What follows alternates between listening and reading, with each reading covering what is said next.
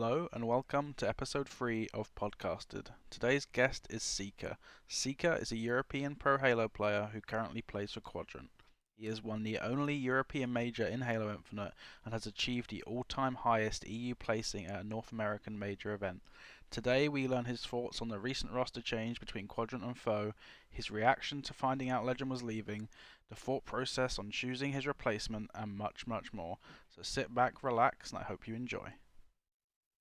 Hello, Seeker. How's it going? Hello, Outcast, I'm doing fine. How about you? I'm good. I'm good. I got a fresh new cut and everything, so I'm excited. I'm taking this very seriously. Okay. So let's get straight into it. Obviously, there's been a few team changes recently. Mainly between you and the foe roster, and there's a few different things I want to ask about. But I guess first of all, what was the primary reasoning behind maybe choosing to replace Chick and maybe pick up Snipe Drone? Okay. Um, Basically, to talk about this topic, I think we have to go a bit in the back. Ever since Legend left, as everyone knows, we are like a French-speaking team. Yeah. So him leaving obviously forced us to switch to English. And at that point, we already knew we would pick up Glory, so that Yeah. wasn't an issue. But we had some internal like debates within Quadrant, the staff, me, everyone. And the question was, should we bring someone else with Glory from the start, for different reasons? Because we are a bit afraid of the communication. Yeah. Um, and on top of that, we know that as a foreign player, like if you're speaking, like if you're from the UK and you're like the only English-speaking guy in the team, you can kind of feel left alone. You know what I mean? So it's not really good for the team integration and everything and the team chemistry. So yeah, we were already thinking about picking up Mike back then, Yeah.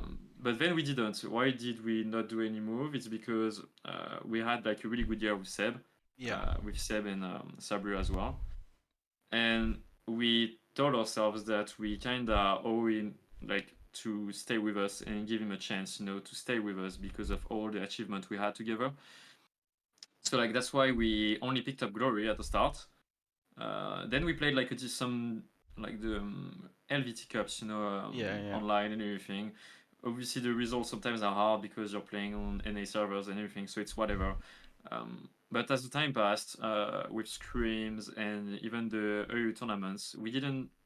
There was like always an uneasy feeling. You know what I mean? Like, Yeah. Yeah. I know it's a new team, new players, and everything. We have to switch to English to communicate, but still, like, we didn't feel like we were improving, and we felt like something was not working. Like Yeah. something was off. And at some point, it's not like we told ourselves that we had to do something because we are not sure that it would have been something that we could have fixed as the time passed. Um, and on top of that, to be honest with you, even David Glory seemed kind of unhappy in the team. Yeah. He Yeah. because like sometimes it's so easy for us to speak French with our coach and everything after the games. Like talk about the game. Like after the game ends, we always like talk in French, saying what was wrong and everything. Yeah. Yeah. It felt so natural for us, but to him, it's actually really hard. Like he can never knows when we are talking about something important or not, Yeah. and it was hard for us to force ourselves to speak English. So he was kind of left alone, and we could feel that he was not feeling very well. He could not like give 100% and everything. So we told ourselves we had to do something, and we did what we wanted to do earlier, which was pick up Mike. Yeah. There was like no hesitation or whatever because they told you it was something that we didn't plan, but we knew that if a change was to happen, it would have been for Mike. Yeah. Yeah. Uh, then you could ask why Mike. I mean, to me, it's quite simple because obviously, as people know, we have been teaming together in Ascend for like a year. Yeah. Yeah. So I already knew like who he's like as a teammate, as a person, and everything. And I really enjoyed my experience with Mike with Ascend. So it was a no-brainer, especially because David teamed with him as well. So Yeah. yeah, Okay, that makes a lot of sense. And I guess obviously I've got more questions about that particularly, but I guess as you yeah. brought it up, I'm thinking a few months prior when obviously you guys had that really great year with Legend and Chick, and then I guess the first question I had about that is when did you find out that Legend was going to make that choice to go to SSG? And I guess what was your kind of thoughts and reactions to when you found it out, and I guess when you started thinking about who the replacement might be? So when did I learn exactly? I wouldn't be able to tell you. It was earlier than Blackpool. I Okay. think like 2 weeks prior to Blackpool, Oh maybe wow. something like Okay. that. Yeah. We already knew that Legend wouldn't be playing with us, and we instantly thought about picking up David. So Quadrant and Navi were already in contact, to buy David out. Yeah. So David knew as well that he was joining us when he was. So it was kind of weird. We Yeah. played Yeah. Blackpool knowing that David was gonna be in our team, that Legend would be leaving and everything. Yeah. So it was kind of weird. But my reaction actually, um, Legend accepted like the offer quite quickly because obviously it's not the kind of offer you have to think a lot about. It's Yeah. like Yeah. one in a lifetime opportunity, to say the least. So he made his decision himself, and when he told us, I didn't disagree or anything. I wasn't trying to convince him to stay with us or anything. I'm kind like he's my friend before being my teammate. I've been friends with Legend for like almost 10 years. So to me, I only push my friends to go forward and do what's best for them. And Yeah. Yeah.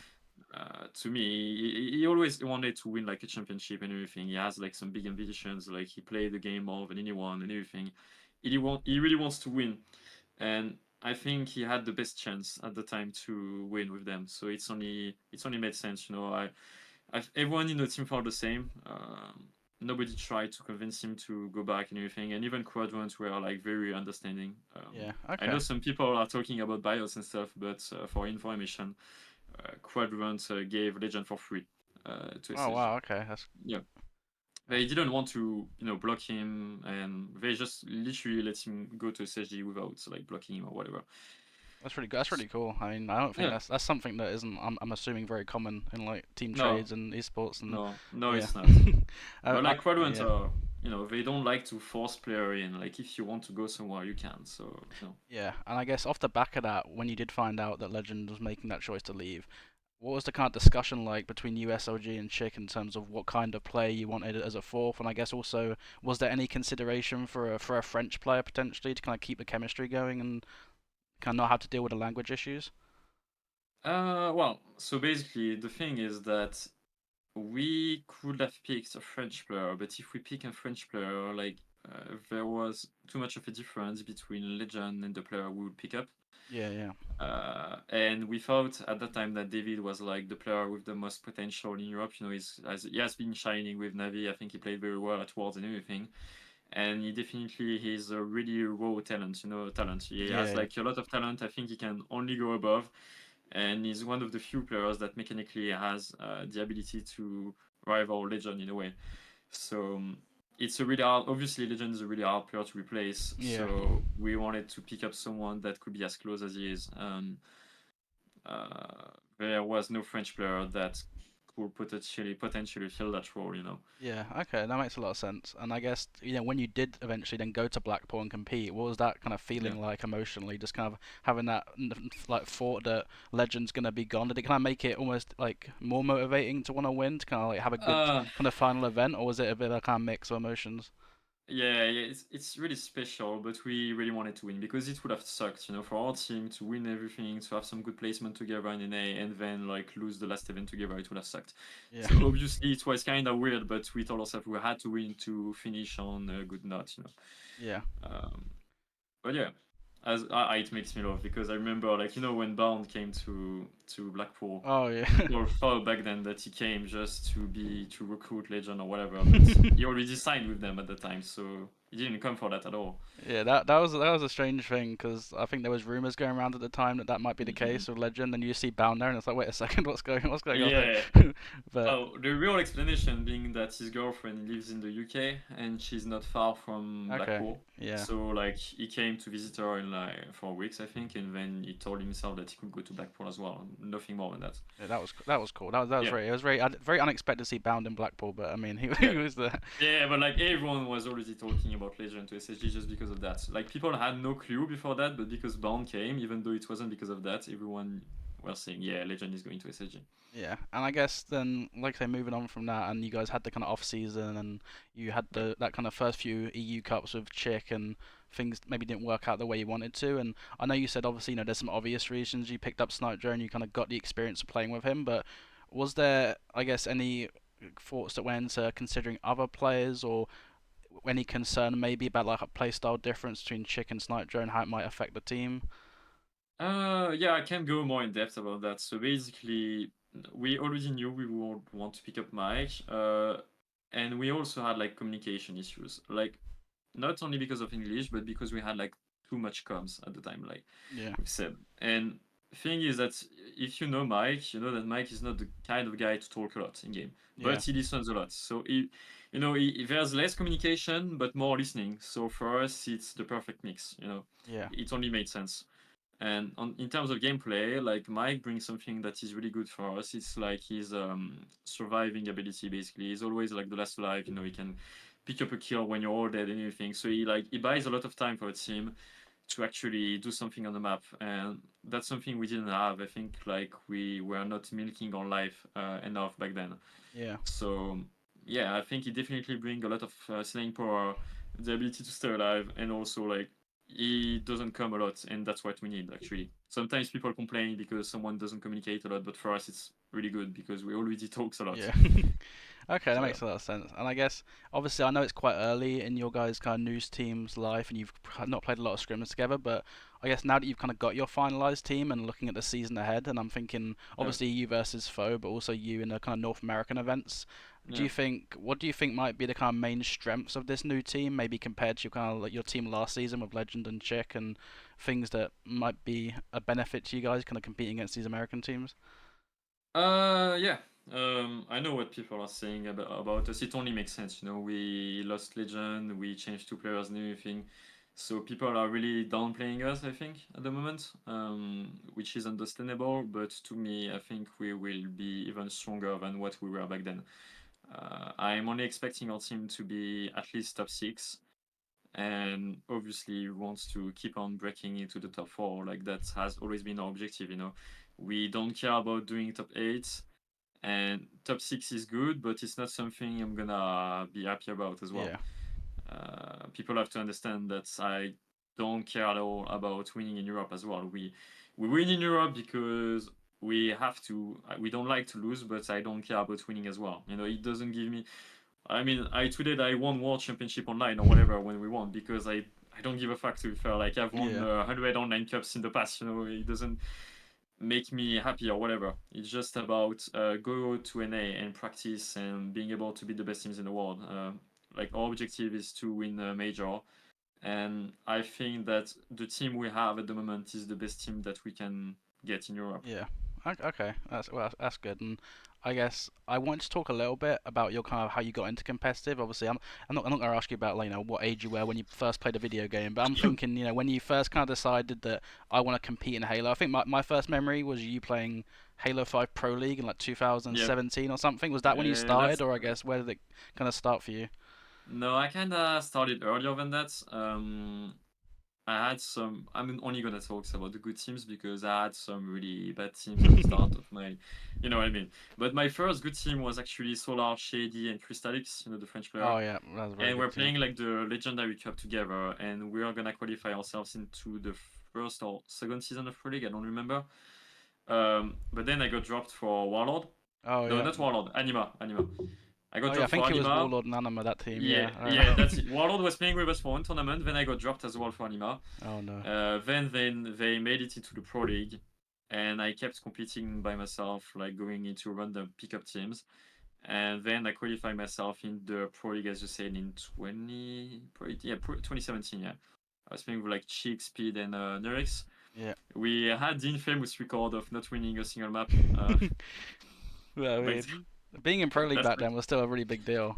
Yeah, I was like 16 years old, you know what I mean? So Yeah. like to me, it was like my first paycheck from Halo. Basically, it was not a lot of money, but to me back then, when you're 16 years old, you get like 1,000. You're very happy. Yeah. So it was like my first experience competing, and after that, I think what gave me the opportunity to compete was 2018. We had a team with like Solar, Shady, and Shabby Dagger, and we made top one in the online qualifier to the New Orleans. Oh but I yeah, couldn't yeah. go. I couldn't go because I had no passport. And Oh ever no. since, I told myself I have to go to NA because I missed, an opportunity to travel across the world, doing what I like. And I told myself I cannot stop on that. Yeah. And then you know what happened basically? There was like the cups. We played with Legend, Shady, NSLG. Then it was with Jimbo. We won basically, not basically, we won every tournament. Yeah, I remember. Yeah, That and was crazy. It was a we won dominant every period. tournament. Pretty easy actually. Like it was really dominant. And at that point, we knew that we were like very good at the game. And I was still doing my law studies, and I told myself, should I take a break in my studies and believe in my capacity to to play Halo, compete, get a salary and everything, or should I continue my studies? So I did a choice of like trying competing on Halo Infinite. And I had the opportunity because I don't know if you remember, but Halo Infinite got delayed by a year. Oh Uh, yeah, yeah. so I had the time to finish my law studies actually. Okay.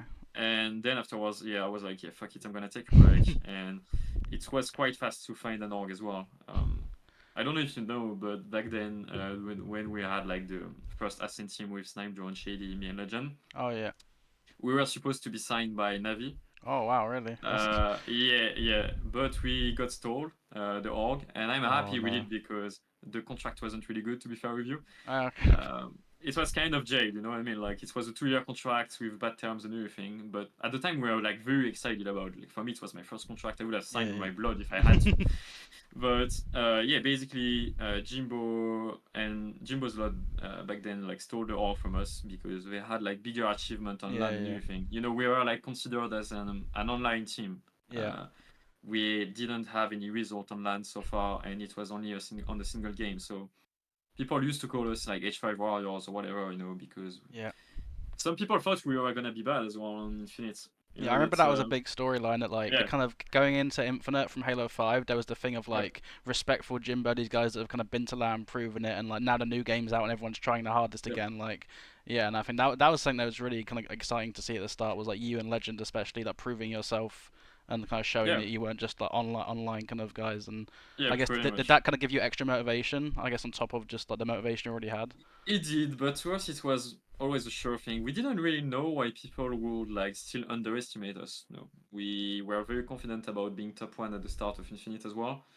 And a crazy thing is that we are supposed to play with Solar. I don't know if you remember Solar. Oh It was like yeah, yeah, it was supposed to be Solar, Shady, me, and Legend. And Solar all of a sudden said that he wouldn't play the game. yeah. And so we had to find someone else. And basically, what happened is that we asked everyone in Europe. We asked like Batchford, he said no. Wow. We asked Flux and Jimbo, they both said no as well. Like everyone declined. You know what I mean? Yeah, well, I think you just everyone reminded regret me that. of a memory, and I'm sorry to interrupt you, but I have to bring this up. I remember, Yeah. and this is I love Septic by the way, but I remember Oh yes, and you then guys Septic. had Septic, and he tweeted a GIF of the Undertaker sitting up out of his Yeah, coffin, bro. and then It like was a Riot. It was yeah, Riot yeah, tweeting that, I right, think. and then a week And then it. later you picked up Snipe Drone, and then Riot's tweeted the GIF in reverse of of the Undertaker sitting back down again, and I was That like, was no, that's wild. so it was so brutal, but yeah, that's That was crazy though. wild. I can talk about it. It's no offense to Septic. I think Septic is a really good player, but to us, we played a lot against Mike when he was on H5, and we told ourselves since he's played more recently, we believed that he would be like better at the start of the game, Yeah, yeah, and yeah, so it was like obviously we dropped Septic, but we didn't do any tournaments together or whatever, so yeah, yeah, it wasn't that. I think it's like it's Jimbo's team to fault because they dropped Mike for no reason. I don't even know why they dropped him. To be fair, they gave us Mike for free, and that's the biggest mistake they did at the start. yeah. Because we went and won everything basically. Yeah, no, I mean, you guys were really good at the start of Infinite, and I mean, Yeah, obviously throughout, but yeah, I mean that initial team you had, I think, seeing how you guys kind of were dominating a lot online, and then going to, I mean, the first lands, I think, obviously eventually Valencia, the team, yeah, I think that was like, the biggest storyline to me is like either EU versus EU land, because I think Quadrant was it played Navi like Raleigh or something, and it went to like game five, but yeah. I think That's you it. guys didn't get the chance to play Navi in like a LAN environment, did you, before No, Valencia? no. And yeah, did you guys even play at Valencia? I can't remember. Or was it just Quadrant that played against No, Navi? we did play Navi. We did play Oh, Navi. okay. We won game 5 by the way. Uh, Oh yeah, yeah. I don't Slayer Aquarius, I think. We are like Oh, down 2-1, and then we won a Stronghold Recharge and the Slayer Aquarius, if my oh memory yeah, is yeah. correct, in winners final. Then Navi lose to Quadrant in loser final, Yeah, that was and it. then we win against Quadrant. Yeah, so and that Yeah, kind of shut things up, I guess. That was like the whole storyline dead, maybe, of like onliners and like wait till we get to LAN. I guess from like your guys' point of yeah, view. And I yeah. guess what To was that me, like winning Valencia? 'Cause I know you guys like had some good performances in like America, but in terms of like winning like that first big EU major event and like beating these players that have been doubting you for years, like I guess how did that feel? to me, it felt like such a big thing because people kept on talking about us being onliners and everything, and that we would not be able to do the same thing on LAN. It kind of stopped after the top 8 at Kansas City, to be fair. Yeah, Since we yeah, got top 8, nobody was really talking about us being onliners, but still, it was important for us to, win the European Championship. yeah, So I was like really, really happy. Also because there was like a lot of prize money as well, to be fair. yeah, So I was kind of happy, but yeah, it was a big deal for me. I think I was really really happy for a while. No, if I win an European LAN, I don't give a fuck anymore. To be fair, I mean at Blackpool I celebrated because of like the whole context, yeah, yeah, because we shouldn't have won that. You know what I mean? So I was celebrating and everything, screaming at them because of that. But it's not the win itself. Like I didn't care that much about the win itself. yeah. Uh, Compared to Valencia, where I was like really happy to win my first LAN.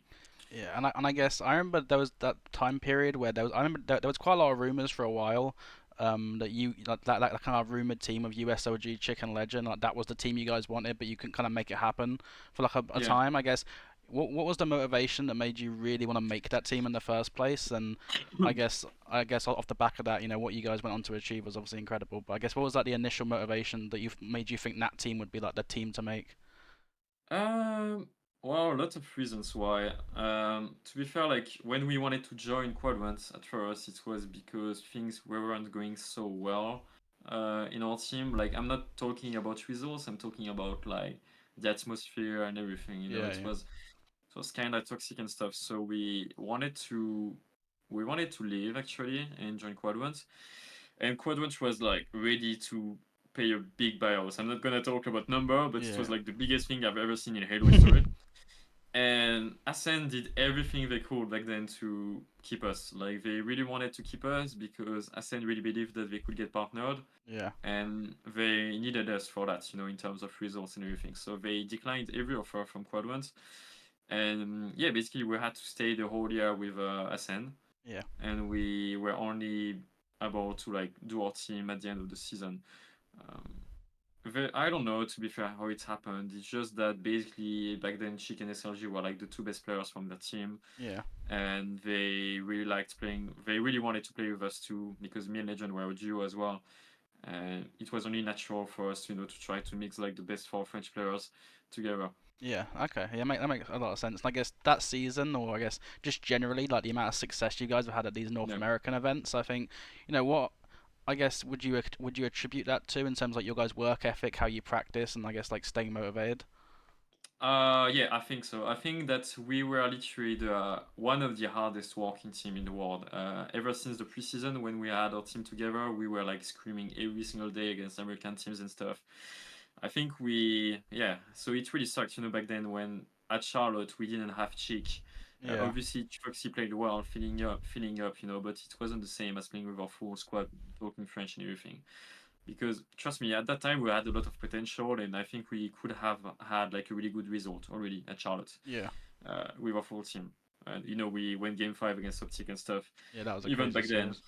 No, I think it's because yeah, it's our work ethic, and also that we were like four really good individuals as well. I think it was like the best team that Europe ever had so Yeah. far, and yeah, it's a mix of of those things. To be fair, Yeah, and something that just came to mind that I'm kind of curious to ask about is when I was talking to like King J the other day, and he was saying about the difference when they scrimmed like you guys versus scrimming Navi. He was saying like when he scrimmed you guys, it just felt like you guys were playing so quick and like forcing 1v1s and like winning the 1v1s and like playing at such like a difficult pace to play against. Whereas when they played Navi, it was a little bit more kind of like methodical and slow. I guess yeah. do you guys kind of have like a shared like philosophy and like the best way to play Halo? And do you think that was like a part of your success, or was it just like kind of working out to play each map individually and things like that? Basically, we told ourselves that our like or basically what we're strong at is like our individuality, like our individual skill and everything. We thought that we're like very good individual and that we would be able to clutch up situation and stuff. So we told Yeah, ourselves that we had to force situation, like if we can force some 1v1, be aggressive on the map and stuff, like we are quick as well, we've got some good mechanics, so we should yeah, abuse that. I think some teams are really good and they should abuse what they are good at. yeah, yeah, So to us, it wouldn't make sense to play slow and everything. We were striving when it was getting a bit messy and stuff, and we also had some really good setup. So yeah, I think we're just using that to our advantage. And I don't know about Navi, to be fair. Navi used to play a bit slower and methodical, yeah, but as the time passed, to be fair, they're playing really fast. They're taking a lot of 1v1s and stuff. To me, like they're playing kind of similarly to us. yeah, I don't see much difference when they play in Navi today and us. yeah. Okay, Back well, then they were like really slow, but I don't think that they are as slow as before. To be fair, I yeah, think they're kind of fast. I know you guys obviously had a lot of big wins in the kind of NA events last year, but Yeah, I'm thinking obviously for me personally watching like when you guys were finally able to beat Optic, and I think that was first to time, yeah. secure top four, right? And then you went on and beat No, Sentinels for third, was it? no, the first time we beat Optic was at Dallas, but it Oh, was in pool play. oh yeah, pool play. It's and then we ended up being top six. But to me, I think it's still our biggest win, not because of like the result. Like it's not the best match of all time or whatever. It's just that it was the moment that we understood that we had what it takes, to beat those Yeah, yeah, teams. Like if you never beat them, sometimes you're gonna feel like it's impossible. But as yeah, soon as you beat them just one time, you're gonna believe that you're able to do whatever you can. And to us, it was the moment we started to realize, okay, we can do better than top six, and that's what we did the event after that. We ended up being top three, beating Opti game five, but this time obviously in the loser bracket, and then we beat Sentinel as well. yeah. And obviously, that's the best event for me. It's unforgettable. To be top three and everything. I think nobody expected it. No, Yeah. I don't think a single soul back then Would you could say like have when you guessed beat it. Optic the first time in the in pool play, it was like, obviously it felt amazing, but it was more like like you said, like it gave you the confidence, like we can beat these Yeah, kind of teams. But yeah, when you beat them in like losers brackets to like make top four, like was that like more of like a, I guess, like incredible feeling because it was like to achieve yeah. something so big and it was like on the kind of highest stakes. Yeah, also because it was very major as well. Like Oh they yeah, had the whole crowd for us and everything. So it was us against the world, and we had so much to prove as well. We were like very mad against Optic as well. Not you know what I mean? Just because like last event, even though we beat them in pool, they beat us in the loser brackets yeah, for top four, and we really wanted to take our revenge. So it was like it felt really good for us to be able to beat them, secure the top four, especially in front of their crowd and everything. Like it's something that I will never forget, especially because I was doing the interview afterward and like everyone was like so cool with us. Like everyone yeah, was so yeah, kind. Even though we beat them, like the Optic fans were still supporting us when we play against Sentinel and everything. yeah. So yeah, I really love Arlington because of that. I just know I'm gonna have a great time. Yeah, that was so fun to watch for me because like I mean I've been watching EU Halo events for like 10 plus years and I feel like I was so used to like the best teams from Europe getting like top eight, maybe top six, like luckily scraping it. But it's like for Mm. you guys to like be like beating Optic, getting fourth, then getting third, and it's like it was like so surreal. And I think yeah, that's obviously the best an EU Halo team's like ever done at like a major event. And hopefully you surpass it this year. But I think still Yeah. that was like yeah, that was a crazy achievement. And I guess just a random question I had off the back of that. I mean, obviously, I think it's safe to say people started saying that you guys had like a good matchup against Optic. Do you Yeah. think you matched up pretty well against the likes of like FaZe and SSG as well, or maybe you just didn't get as many opportunities to play against them? I think we didn't have the best matchup against SSG, but we we kind of learned a lot from them actually. Since every time we played them, I think it's the team that beat us the most. Like Yeah, sometimes we were not even taking map of them and everything. Uh, they have a very unique play style. It would be very long to explain how they play and yeah, everything. But I think it's the team that we learn the most from. yeah, Even now, like when we really like to study how they play and everything, and we can take inspiration from them as well. And yeah, FaZe FaZe is like really annoying to play against. To be fair, like, FaZe is really annoying. yeah, They are very very strong individually, And on top of that, like they can do some weird ass shit. Like sometimes they're gonna be two at the same place, like taking the same side of lines and everything. Yeah. You know, they can do some unexpected thing, and on top of that, they are very icy as well. I think the thing with FaZe, like they have won so many things together. Like those guys have been through everything, and they are always icy about it. You know, they are not Yeah, yeah. gonna desperate or whatever, and it's the biggest thing about them to me. Yeah. But yeah, I think Optic was a good matchup because like when they didn't like when we were like putting them in the blender and when we are playing very fast. You know, I think Optic is more methodical and stuff. Like they strive when the game is kinda slower. You Yeah. know, like if the Slayer starts to be slow and everything, they are gonna pick you one by one. They control every power up and everything. They are very hard to play against. And when everything clicks together as well, I think Optic is the best team in the world. You know, when they can teamwork together, they have probably like the best teamwork in the world. Yeah. So they are very very hard to play against. So you have to force them to not play as they want. You know, so you have to Yeah. put a lot of pressure on everything because if you let them play the way they want, you're not gonna win.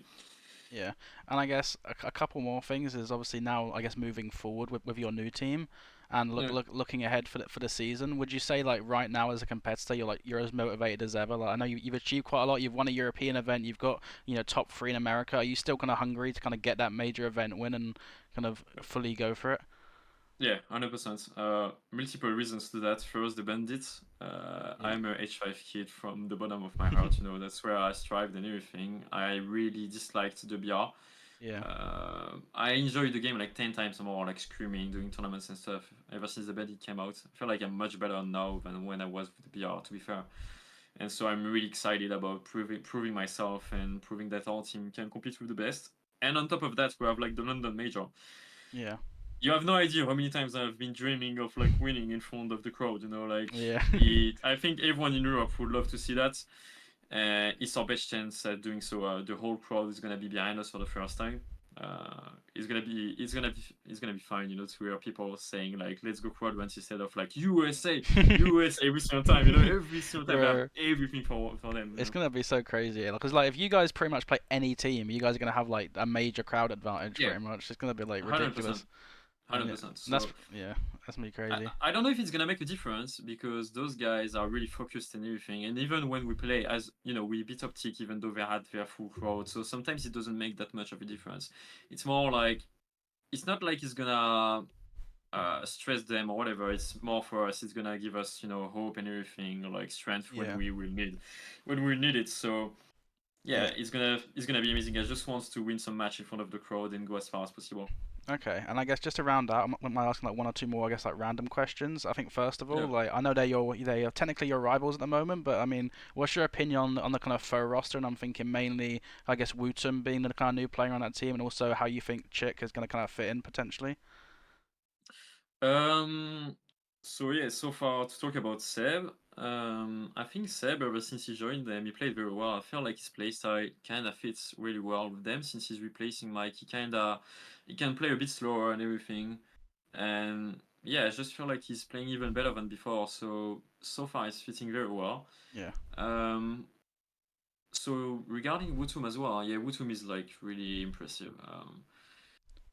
There's a lot of things to say about Wutum. Obviously, he hasn't played a big LAN yet, so Yeah. it's always, you know, there's always a question mark because it's still online Halo at the end of the day, so we Yeah. never know. He might be amazing online, he might not be. He might be decent, but not amazing. But if he can play the way he does on LAN, it's gonna be very impressive, and I don't think they're gonna expect it, you know, in NA. Like Yeah. Yeah. the crazy thing about him is that yeah, you know, he can just turn around in like 1 millisecond. Like you cannot get more than one shot against him, you know, in his back. He can backsmack you from, you know, that's crazy. You know, sometimes MNK player have a backsmack you from in front of you. Oh yeah. You don't get it. Like he can do some crazy shit, and he's not missing as well. So individually, he has a lot of potential. Yeah. I'm not a hater. I really hope that he's gonna perform well, Yeah. because it's only good things for Europe. Like if Fo can perform well in NA, we are gonna get more and more representation, and I think we need it. And Fo have a really good chance, I think, in NA to do something great. I cannot talk and predict what top they're gonna end up with, but they should be able to beat a lot of NA teams, in my Yeah. opinion. If they play like they do at the moment, they should be fine. And I guess final question is, what is kind of on the cards for you guys in the next kind of few weeks, months? Obviously, the first major's coming up soon. Are you guys planning on maybe going out and boot camping at all, or are you saving that for maybe later in the year? Yeah, so we had this discussion with Quadrant and we told ourselves that the first event is not the most important one in terms of bootcamping.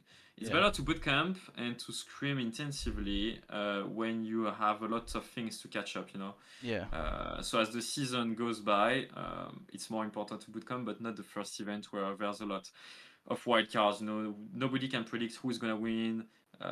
Nobody knows how the game's gonna play like online as well. Yeah. So it wasn't really useful for us to do a bootcamp for this LAN. I think we're gonna bootcamp for like the three last LAN of the year. Okay. Okay, that makes a lot of But sense. Yeah. but yeah, as of now, we're just gonna keep on practicing in Europe as much as we can. Um, Obviously, the quality of practice is not the same as the one in NA, as everyone knows. Like we can Yeah. only play a few teams.